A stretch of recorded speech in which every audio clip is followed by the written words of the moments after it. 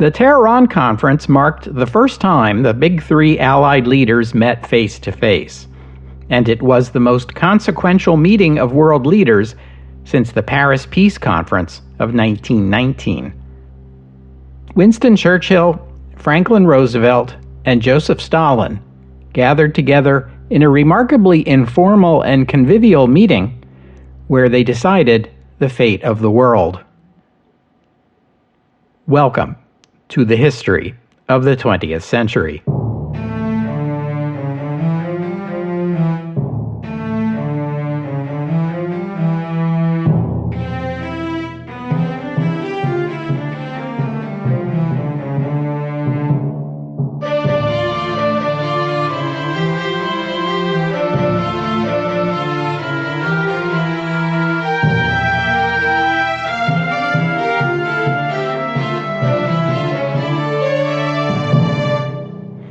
Episode 414, the Teheran Conference.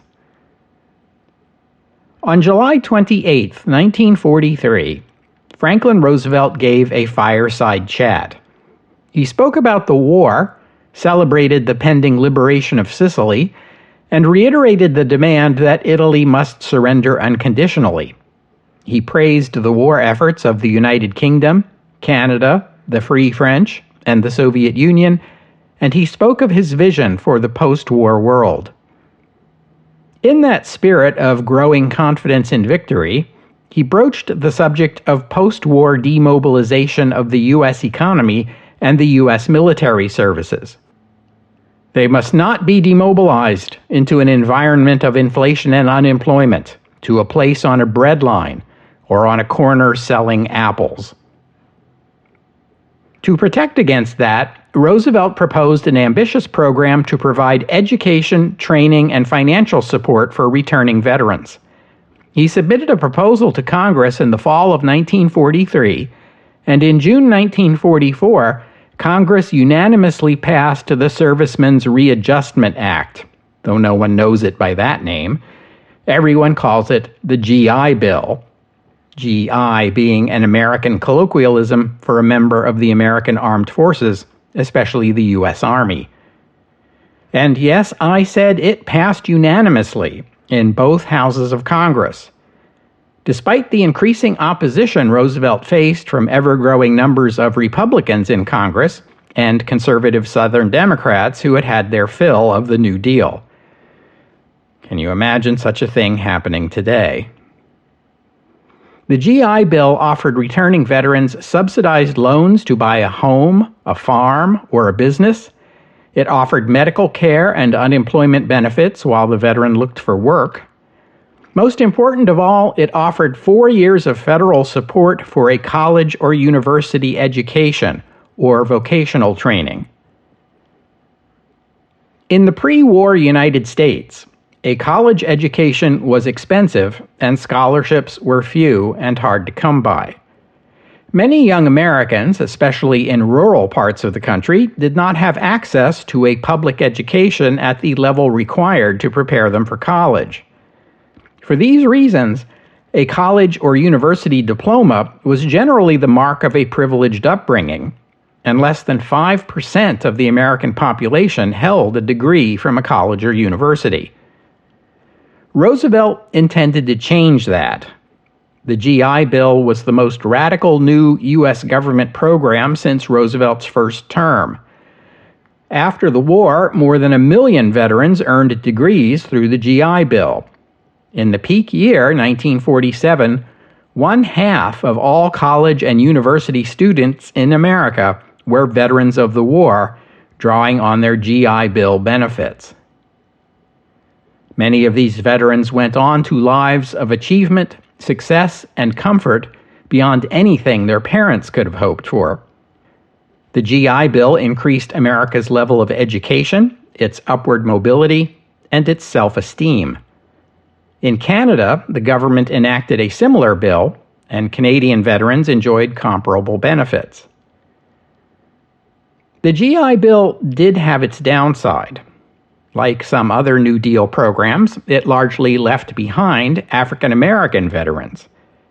This was not because of anything in the letter of the act, but because it aggravated existing racial disparities. Most banks didn't write mortgages to African Americans, and many homeowners would not sell to African Americans, so the loan subsidies were of no use. Most African Americans lived in the South at this time, and most colleges and universities in the South did not admit African Americans as students, so the GI Bill's educational supports were likewise useless. There was America's network of historically black colleges and universities, but at this time they tended to be small and underfunded. They took in as many veterans as they could, and the increased revenue helped them to expand, but they couldn't accommodate everyone who wanted to go to college. About 100,000 African American veterans applied for GI Bill education benefits, but only 20% of them enrolled in a college.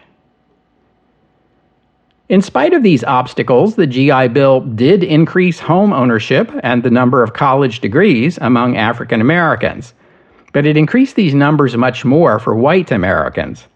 In effect, the bill widened the gap between white and black Americans. For these reasons, one modern American historian has called the GI Bill affirmative action for white people. Neither were GI Bill benefits available to those who served in the Merchant Marine, even though they were otherwise considered military personnel, and the U.S. Merchant Marine suffered more casualties in percentage terms than any other service branch. This aspect of the bill is well known in my family because my father served in the Merchant Marine during the war. Back in episode 333, I told you the story of Undersecretary of State Sumner Welles, a close advisor to President Roosevelt, who got drunk and propositioned a porter while on a train trip with the president and his entourage. Roosevelt valued Welles as an advisor and chose to dismiss this incident as a momentary lapse caused by excessive drinking. There were at least a couple of other people, though, who wanted to see Welles gone.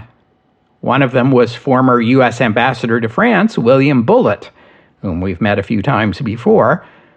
Bullitt helped negotiate the peaceful surrender of Paris to the Germans in 1940, but Roosevelt disapproved of his efforts. All the other ambassadors in Paris had left for Bordeaux when the French government did, and Roosevelt believed that had Bullitt gone to Bordeaux, he might have been able to persuade the French government to continue the war against Germany from Algeria, as some in the French cabinet wanted to do.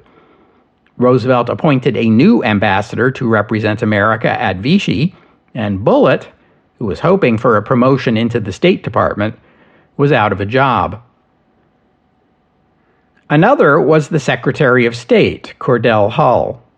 Hull had for years resented how important a role Sumner Welles played in major foreign policy decisions. When the president met with Winston Churchill, it was Welles, not Hull, who sat in on the meeting. Hull had had just about enough of being shunted aside in favor of an official who supposedly worked under him. Hull and Bullitt got together and leaked the story about Welles's 1940 indiscretion to Republican Senator Owen Brewster. Brewster suggested a Senate investigation into Welles' behavior and, more important, Roosevelt's decision to keep him in a sensitive position in the State Department for years afterward.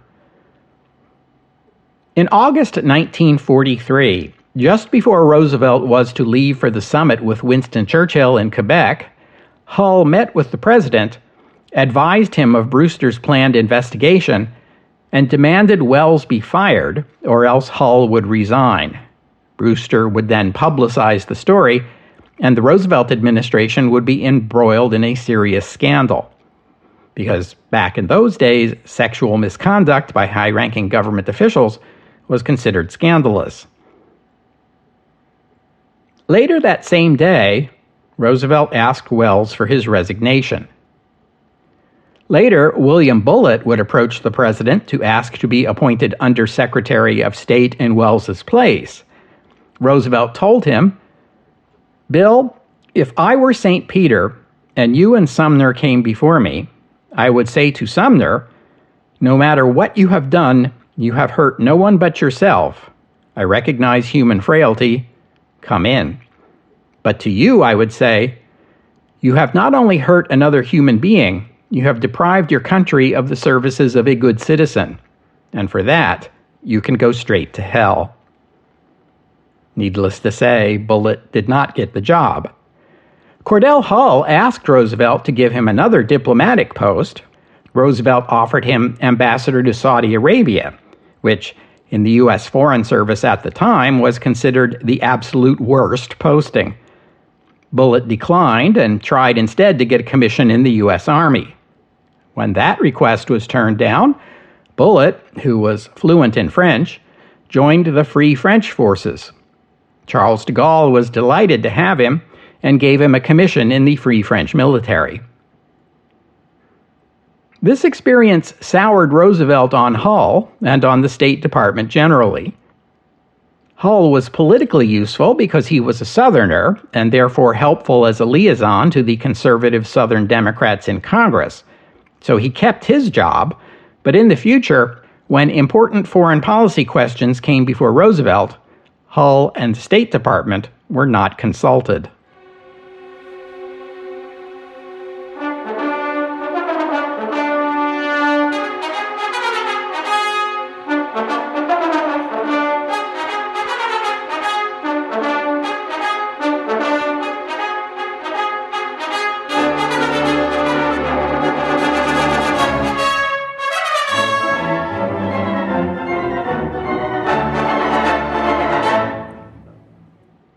Saturday evening, November 11th, 1943, Armistice Day, President Roosevelt left Washington for Cairo, where he would meet with Winston Churchill and Chiang Kai-shek, and then on to Tehran, where he and Churchill would meet with Stalin.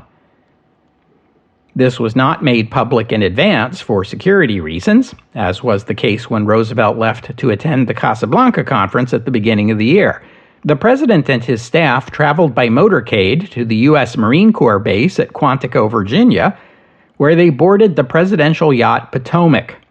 To all appearances, it was a weekend fishing trip, nothing out of the ordinary for Roosevelt. But when Potomac reached the Chesapeake Bay, it drew alongside USS Iowa, America's newest and biggest battleship. Iowa had been commissioned in February 1943 and spent September and October stationed at Argentia, Newfoundland, on guard against the possibility of the German battleship Tirpitz leaving Norway to raid Allied shipping. Iowa was bigger and faster than Germany's largest battleship. It also had bigger guns with longer ranges and was capable of firing shells that weighed more than a ton. Iowa was the pride of the U.S. Navy, and so it was chosen for the honor of transporting the president across the Atlantic. The Navy had to install a special bathtub aboard the ship for the president's use. Sailors take showers, not baths, when they're at sea, but Roosevelt couldn't use a shower because of his disability. 3 days into the voyage, the destroyer USS William D. Porter, one of Iowa's escorts, fired a torpedo at Iowa. Iowa was able to turn and dodge the torpedo, but there were some tense moments during this incident and afterward when for a brief time it seemed possible that the torpedo had been launched by a German agent aboard the Porter in an attempt to assassinate Roosevelt. But the launch proved to be an accident. Already aboard Iowa when the president arrived were America's top military leaders, including George Marshall, Ernest King, and Hap Arnold, commanders of the U.S. Army, Navy, and Army Air Forces, respectively. With everyone feeling that victory in the war was now only a matter of time, Roosevelt spent the voyage conferring with his military leaders over the shape of post-war Europe. There was going to be a race for Berlin, he predicted, and the United States should have Berlin. The president then opened a map of Germany, taken from an issue of National Geographic, and sketched out what he believed should be the post-war occupation zones. The Russians would hold a small strip of territory east of Berlin, while the United States would control everything from Berlin west to the North Sea. The British would get southern Germany. Iowa took Roosevelt and his entourage as far as the port of Oran in Algeria. The trip took 8 days. Roosevelt met with Eisenhower and toured the ruins of Carthage before boarding a plane for Cairo, where he met with Churchill and Chiang Kai-shek. I already told you about the Cairo Conference, so I'll only note that Roosevelt was reluctant to meet with Churchill in advance of the Teheran Conference. He didn't want it to appear to Stalin that the two Western leaders were coordinating their negotiating positions ahead of time. It was only after Chiang was invited to the meeting that Roosevelt felt comfortable attending. Roosevelt spent Thanksgiving in Cairo at the U.S. Embassy. Then on the following Saturday, it was off to Tehran by airplane for him and Churchill. When they arrived in the Iranian capital, they each settled into their respective embassies. Stalin took the train from Moscow to Baku, then flew from there to Tehran. This conference would be the first time Roosevelt and Stalin would meet face to face. Stalin didn't like to travel, and travel was awkward for President Roosevelt owing to his disability. Winston Churchill, on the other hand, was an avid traveler. If you've been keeping track, you know that Churchill came to North America to meet with Roosevelt 5 times, the first being before America entered the war, and had also traveled to Moscow twice to meet with Stalin. Stalin had another reason for putting off a face-to-face summit until now. In 1941 or 1942, the USSR would have been a supplicant. Stalin would have had nothing to say to the Western Allies apart from asking them for help. Now, in November 1943, things were different. The tide of the war on the Eastern Front had plainly shifted. From Stalingrad to Kharkov to Oryol to Smolensk to Melitopol and all the other cities that had gotten artillery salutes in Moscow, the Red Army was advancing from victory to victory. Now, Stalin was in a position to look his allies in the eye and ask, "What are you doing to hasten the end of the war?" Franklin Roosevelt had built a hugely successful political career on his ability to charm people, and hoped to apply that skill to Stalin.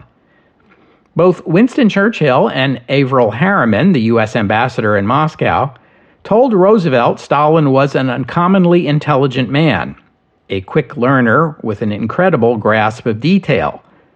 Harriman would later say that Stalin was better informed than Roosevelt and more practical than Churchill, perhaps the most effective of the war leaders. Roosevelt was eager to meet with Stalin. He believed he had discovered the key for successful negotiations with the Vosges. All Stalin really wanted, in Roosevelt's view, was respect. He wanted respect for the USSR as the nation that was carrying 75% of the war against Germany on its own, and respect for himself as the leader of a nation every bit as important as the United States or the United Kingdom. The British and the Soviets had agreed to hold all the meetings at the American embassy because Roosevelt's disability made it difficult for him to travel. The British embassy was near to the Soviet embassy, but the American embassy was across town, which immediately presented a security issue due to the tricky drive required through the crowded streets of Tehran. Both Stalin and Churchill had invited Roosevelt to stay at their respective embassies, but Roosevelt was reluctant to accept either offer for fear of favoring one ally over the other. At around midnight on Roosevelt's first night in Tehran, Soviet Foreign Minister Molotov contacted American and British representatives and told them the NKVD had learned of a German assassination plot intended to kill all 3 Allied leaders. Otto Skorzeny, the SS officer who had recently pulled off that daring rescue of Benito Mussolini, was believed to be leading the team of assassins. Therefore, Molotov advised that Roosevelt move to either the British or Soviet embassies for their mutual safety, and offered the guest house at the Soviet embassy for Roosevelt's use. The Soviet embassy compound was large and had heavy security, making it a safer meeting place for the Big Three. The Americans conferred. The consensus was that the assassination plot was a Soviet invention. Still, the head of Roosevelt's Secret Service detail thought moving to the Soviet embassy would be prudent. Ambassador Harriman pointed out that if harm came to either Stalin or Churchill while they were traveling to the U.S. embassy, blame would fall on the Americans for dismissing Molotov's warning. Roosevelt decided to move to the Soviet embassy the next day. It would have the advantage of giving Roosevelt more access to Stalin and more opportunity to build a personal relationship. Stalin had his own reasons for wanting to host Roosevelt, and security was only one of them. Before the Western leaders had arrived, Stalin had approached the 19-year-old Sergei Beria, the son of NKVD chief Lavrenti Beria, telling the teenager that he was entrusting him with a mission that is delicate and morally reprehensible. It was to bug the guest house, monitor Roosevelt's private conversations, and report on them daily to Stalin. Shortly after Roosevelt arrived at the guest house, Stalin dropped in to welcome him, and the two leaders expressed their pleasure at being able to meet at last. Stalin apologized for not meeting with Roosevelt any sooner, explaining that he was very occupied with military matters. The two leaders pulled out all the stops in an effort to charm each other. Only Stalin was successful. Roosevelt attempted to build a relationship with Stalin by bringing up the subject of colonialism. He laid out America's position that it was not in the war to preserve colonial empires, and reiterated that he wanted to see French Indochina and the East Indies, and probably India too, free and independent states after the war. Neither the U.S. nor the USSR were colonial powers, Roosevelt pointed out, so here was some common ground. Stalin replied that he was reluctant to discuss such a touchy subject in a private meeting, but he did have harsh words for the French. The Free French in liberated Lebanon and Syria were already attempting to reassert control over those countries. Stalin judged most of the French to be German collaborators and declared that they must be punished. The first session of the conference was held that afternoon at the Soviet embassy. The conference room had been equipped with a round table, so there would be no hierarchy of seating, surrounded by 12 chairs, 4 for each of the 3 delegations. Diplomatic protocol demanded that Franklin Roosevelt open the conference, as he was the only head of state in attendance. He began on a light-hearted note, pointing out that he was the youngest of the 3 leaders present and was pleased to meet with his elders. Stalin, as host, welcomed the others and told them, "History has given us a great opportunity. Now, let's get down to business." The tone was so informal that Roosevelt's translator later said that it was hard to believe the people sitting around this table were making decisions that would affect the lives of countless millions of people. The leaders discussed the post-war world. Stalin and Roosevelt wanted to see Germany broken apart into at least 5 states, maybe more. Churchill would settle for splitting off Prussia, which he described as the evil core of German militarism. Stalin at one point suggested that peace could be guaranteed if, after the war, the 50,000 highest-ranking officers of the Wehrmacht were all put to death. Roosevelt took this as a joke and deadpanned that, well, no, he thought 49,000 would be sufficient. Churchill, on the other hand, took Stalin's proposal at face value. He became angry, declaring that the British Empire would never be a party to such a dastardly act, and stormed out of the meeting until Stalin persuaded him it was only a joke. After dinner and martinis, mixed by Roosevelt, Winston Churchill raised the subject of the post-war borders of Poland. Stalin said he was not yet prepared to discuss Poland, but asked what Churchill had in mind. Churchill said that Britain was committed to the restoration of Poland after the war. This was the reason Britain had entered the war in the first place, but proposed that Poland east of the Curzon Line be ceded to the USSR. Do you remember the Curzon Line? Poland would be compensated with territory from German Pomerania and Silesia all the way to the River Oder. Roosevelt said he had no objection to such a plan, but was not prepared to discuss Poland either. The U.S. would have a presidential election in less than a year, he pointed out, and though he did not personally want to run for a fourth term, he felt he would have to if the war hadn't yet ended. There were millions of Americans of Polish extraction living in the U.S., and Roosevelt did not want to lose their votes. Stalin said he understood and would do nothing to complicate Roosevelt's re-election. He said to Churchill that the world would be better off if Roosevelt were re-elected, and Churchill agreed. This moment is notable because it is the first known instance in which Roosevelt indicated he was considering a run for a fourth term. Churchill and Roosevelt had discussed Poland privately at the guest house. Churchill tried to persuade Roosevelt to adopt the British policy that the Polish government in exile in London was the rightful government of Poland, and to oppose the alternative Polish government Stalin had set up in the Soviet Union. Roosevelt would not agree to this. He told Churchill that Britain had one government it wanted to put in place in Warsaw after the war, while Stalin had another. What was the difference? Sergo Beria duly reported this conversation, which much delighted Stalin. The disagreement between his two allies meant he would be able to install his own choice of government to rule over Poland, and the British would be able to do nothing about it in the face of American indifference. He also expressed surprise that Roosevelt and Churchill would discuss such a sensitive subject so freely, as if the possibility that the room was bugged had never occurred to them. Could it be, he asked Sergo, that the Americans had found the hidden microphones and that Roosevelt and Churchill were deliberately staging a false conversation to mislead him?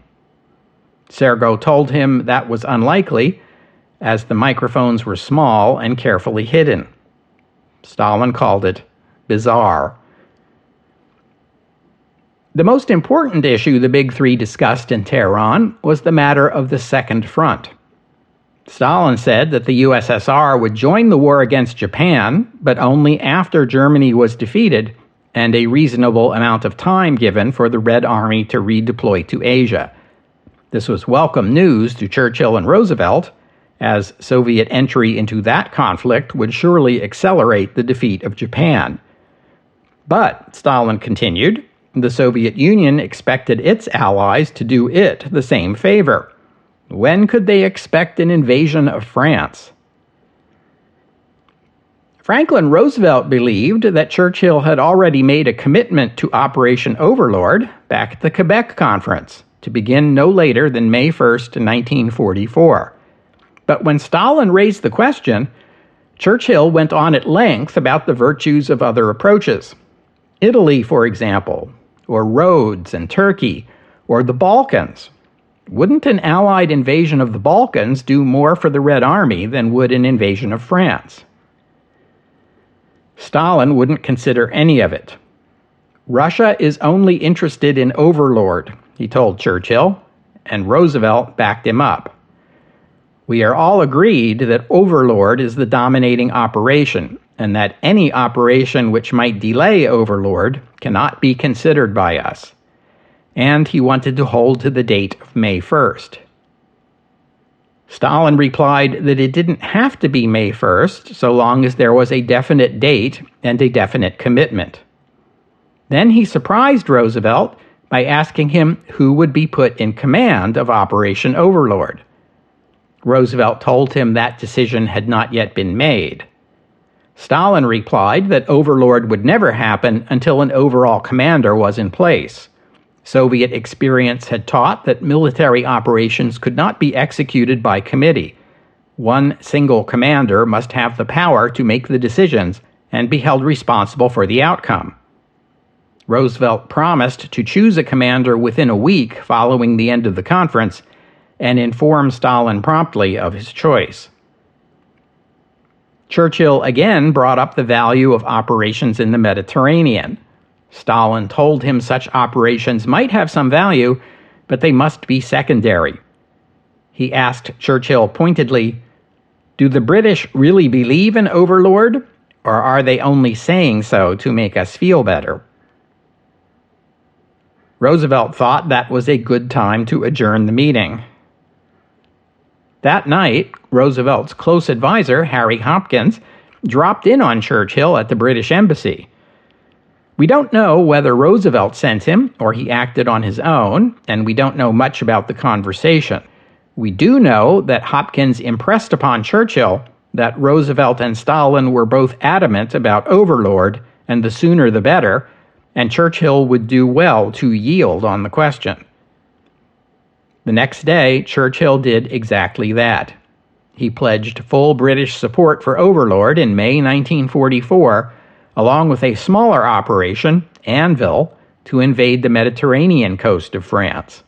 Stalin promised the Red Army would begin a major offensive to coincide with overlord, to make it impossible for the Germans to transfer large numbers of forces from the east to the west.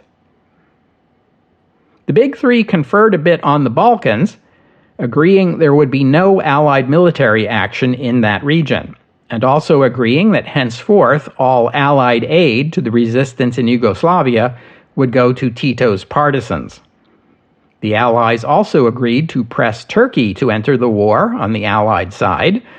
Stalin offered to sweeten the offer by pledging that in the event Turkey joined the Allies and Bulgaria attacked it, the USSR would declare war on Bulgaria. In fact, Churchill and Roosevelt had spoken with the Turkish president, Mustafa İsmet İnönü, at the Cairo Conference just weeks earlier, but the Turkish president begged off entering the war until Turkey could rearm itself. Turkey would break diplomatic relations with Germany in the summer of 1944, but would not join the Allies until February 1945. November 30th, 1943, was Winston Churchill's 69th birthday. The British Embassy hosted a gala in the PM's honor. Dinner was served with silver and sparkling crystal. The guest of honor sat between the President of the United States and the Premier of the Soviet Union. The dinner proceeded in a remarkably convivial atmosphere. Churchill toasted Roosevelt, praising his leadership of the United States during the crisis of 1933.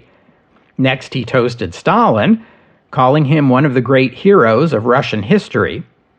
Stalin demurred, replying that it was the people of the Soviet Union who had earned Churchill's praise.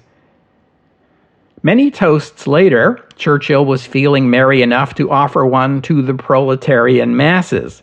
Stalin replied with a toast to the Conservative Party. Churchill told Stalin, "I believe God is on our side." "And the devil is on my side," Stalin quipped. "Everyone knows the devil is a communist, and God, no doubt, is a good conservative." As the party was winding down, Stalin called for one last toast to the United States. He spoke of America's productive factories and expressed his gratitude for them. "The most important thing in this war are machines," he said, "and the United States is a country of machines. Without those machines, through Lend-Lease, we would lose this war." The communique the Allies issued after the conference was remarkably vague and left the German government puzzled. Joseph Goebbels remarked that they could have published the full thing in the German press with little worry, since it said practically nothing that contradicted the Nazi viewpoint. An informer in the British Embassy in Ankara He eventually passed along some details to Berlin regarding the discussions in Tehran, but German officials were uncertain whether this information was part of some Allied ploy meant to misdirect them. We'll have to stop there for today. I thank you for listening, and I'd like to thank Jonathan for his kind donation, and thank you to Tomer for becoming a patron of the podcast. Donors and patrons like Jonathan and Tomer help cover the costs of making this show, which in turn keeps the podcast available free for everyone always. So my thanks to them, and to all of you who have pitched in and helped out. If you'd like to become a patron or make a donation, you are most welcome. Just visit the website, historyofthe20thcentury.com, and click on the PayPal or Patreon buttons. As always, the podcast website also contains notes about the music used on the podcast. If you hear a piece of music and you would like to know more about it, including the composer, the performers, and a link to where you could download it, that would be the place to go. While you're there, you can always leave a comment and let me know what you thought about today's show.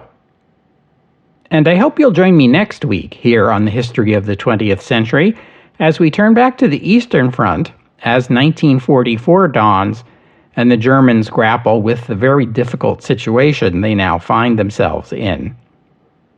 Would they obey you any more readily? Next week, here on the History of the 20th Century. Oh, and one more thing. Roosevelt had promised Stalin he would appoint a commander for Operation Overlord within a week. At the time, it was widely believed that Roosevelt would choose George Marshall, the Army Chief of Staff, for this weighty assignment. Churchill and Stalin both expected that he would. Marshall and his wife apparently expected it too. They quietly began packing their things for a move to Europe. But there were arguments against that choice. His fellow service chiefs, Ernest King and Hap Arnold, wanted Marshall to stay right where he was. They believed he was the best advocate for American strategic choices in debates with the British, and while Roosevelt by now had a substantial block of opponents in Congress, Marshall was widely respected across party and ideological lines. Also, Roosevelt's foes in Congress were suspicious that Roosevelt might use this transfer to clear the way to replace Marshall as Army Chief of Staff with a political ally, perhaps someone who would run as Roosevelt's vice presidential candidate in 1944. Someone like Eisenhower, for instance. Though Dwight Eisenhower was studiously apolitical as a military commander, he was widely, though incorrectly, believed to be a closet New Dealer. The 83-year-old John Pershing, still technically the senior commander of the U.S. Army, was also opposed to appointing Marshall. He told Roosevelt that the Army had a solid and effective command structure in Washington and an equally effective one with Eisenhower in the European theater, and that to assign Marshall to Overlord would disrupt both of them. Roosevelt had lunch with Marshall on December 5th and asked him whether he wanted the position. Marshall told Roosevelt that it was the president's decision and that he would cheerfully accept whatever choice the president made. Roosevelt told him, "Then it will be Eisenhower." Stalin was informed of the decision that same day. This would prove to be the last major military decision Roosevelt would make as president.